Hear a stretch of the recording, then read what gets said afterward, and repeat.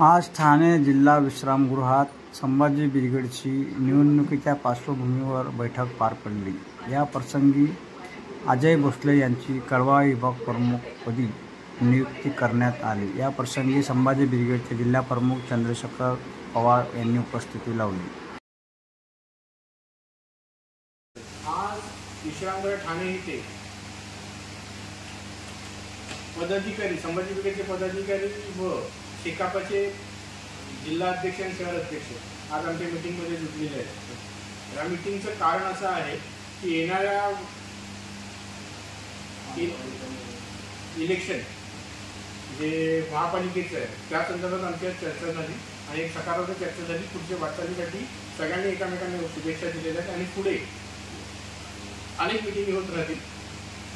नगरपालिकेच्या संदर्भात संभाजी ब्रिगेड आणि शेतकरी कामगार पक्षाची राजकीय विषय चर्चा झाली। भविष्यामध्ये आमची भूमिका लवकर आम्ही तुम्हाला सगळ्यांच्या नजरेत आणू आणि राहिल्या त्याच्यापुढे आम्ही एकत्र काम करायचंही आम्ही एकत्र निर्णय घेतलेलाच आहे आणि येणाऱ्या निवडणुकामध्ये पण आम्ही तुम्हाला एकत्र लवकर दिसू।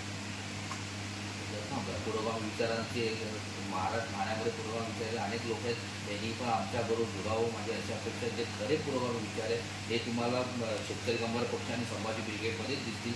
त्यांनी महाराष्ट्रासाठी लढा दिलेला आहे, मला आम्ही संयुक्त लढा महाराष्ट्रापासून ते संभाजी ब्रिगेडचा एक इतिहास आहे। दोन्ही त्या विचाराचे आम्ही आलेलो आहे।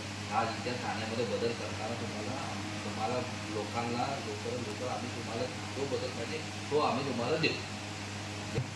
आज संभाजी ब्रिगेड शेतकरी कामगार पक्ष आणि पुरोगामी विचाराचे आम्ही सर्व एकत्र येऊन आज ठाणे महानगरपालिकेची निवडणुकीचा बिगुल वाजलेला आहे आणि त्या निमित्ताने त्या अनुषंगाने संभाजी ब्रिगेड महानगरपालिकेची तयारी करते आणि त्याविषयी आज आम्ही संघटनेचे पदाधिकारी येऊन रेस्ट हाऊसला आज ठाण्यातील विश्रामगृह इथे येऊन या विषयावर चर्चा केलेली आहे आणि संभाजी ब्रिगेडचे ठाणे जिल्हाध्यक्ष चंद्रशेखर पवार साहेब यांच्या नेतृत्वाखाली व शेतकरी संघटनेचे जिल्हाध्यक्ष यांच्या नेतृत्वाखाली आज आपली एक बैठक झालेली आहे। त्या बैठकीत महानगरपालिकेविषयी चर्चा झालेली आहे। जय जिजाऊ जय शिवराय। नवीन नियुक्ती पण झालेली आहे संभाजी ब्रिगेडमध्ये पुरोगामी विचाराचे आमचे अजय भोसले त्यांची पण आज नियुक्ती झालेली आहे कळवा विटावा अध्यक्षपदी।